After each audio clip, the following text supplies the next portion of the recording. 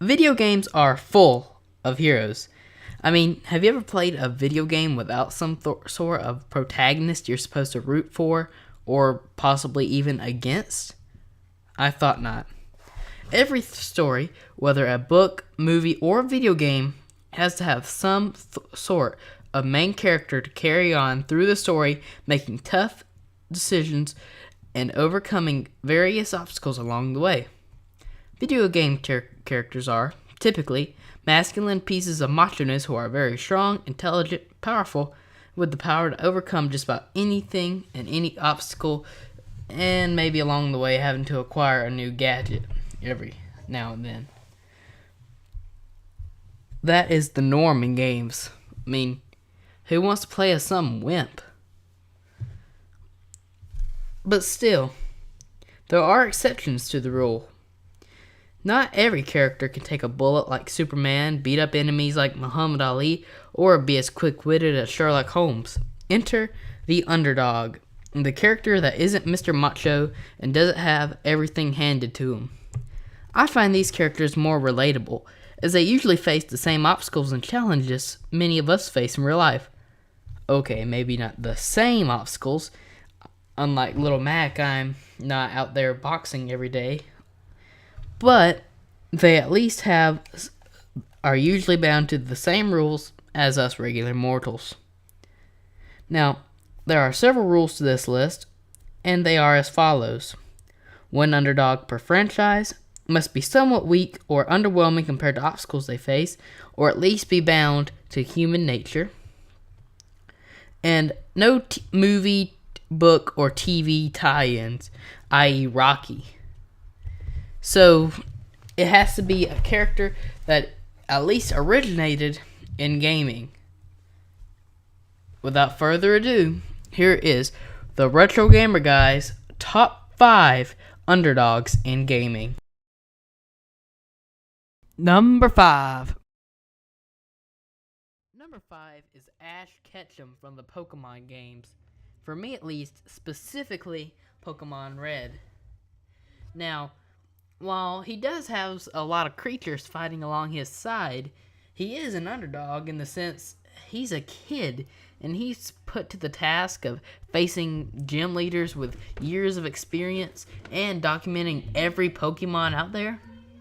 And also this Professor Oak, he's such a professor and has studied Pokemon all his life. Here's a blank Pokedex with no information. I mean, come on, doctor, give me something.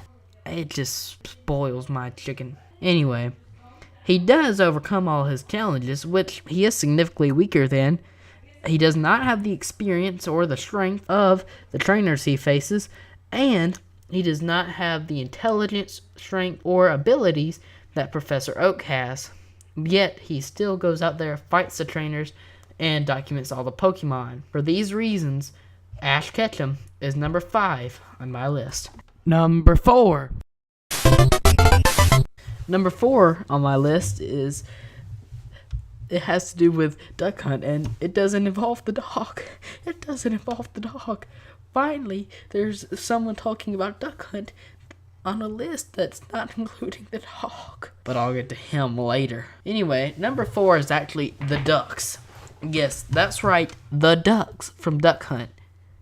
I mean, you may be thinking, oh, this is just a gag, but I mean, come on, you're just a little bitty bird walking around, little bitty duck, and then all of a sudden a dog jumps at you, so you're like, wow, that's danger, I'm gonna fly in there. Then all of a sudden a high-powered shotgun shell hits you in the butt, and then you die. And all you were doing was doing your duck stuff, I mean, some duck stuff, whatever ducks do. Eat some bread that old people think is going to help them. Some moldy old bread. But no, some really rude and really mean dog jumps in there at you. You fly around, and then boom, you get shot. And then they penalize the person who is shooting if he does not hit you. Or at least in the game. I've never seen a game warden come up to me and say, you didn't shoot that duck?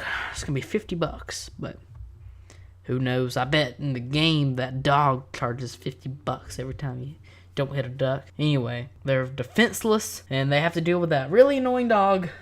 So they're number 4 on my list. Number 3, Donkey Kong Jr. I mean, this poor little ape, I guess. I mean, have you seen the game theory video on this? I mean, Mario puts him through tremendous amounts of hell. And I don't mean that as a curse word, by the way.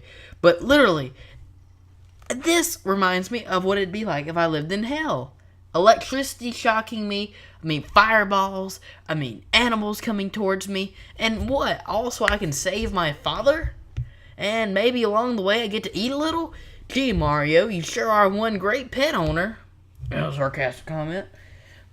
But I mean, really, he's like 2 feet tall and is wearing diapers, for gosh sakes. And you're putting him through this? Oh my, you really must be tripping on something, Mario. You've had one too many mega mushrooms. Whew. Whew.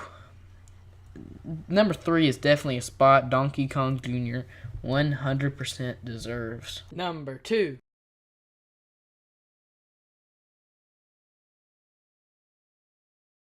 Boxing is my favorite sport, and so it should be no surprise that the Punch-Out series is one of my favorites, whether it be on the NES, Super Nintendo, or the Nintendo Wii. And throughout all those games, well, except for that Blondie and Super Nintendo, Super Punch-Out, Little Mac has just been the ultimate underdog. It's a classic Rocky story, man. You know, little boxer, you know, young, he's smaller than all the competitors. He doesn't really have a chance, but he trains up and he fights and he wins the belt.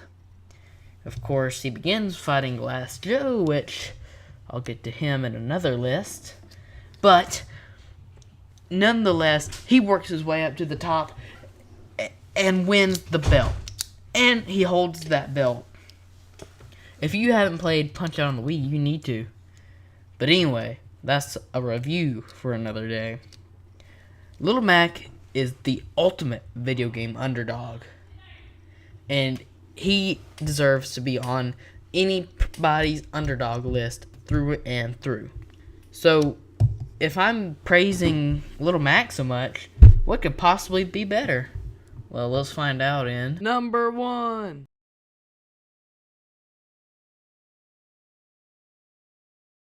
Batteries. Plain and simple.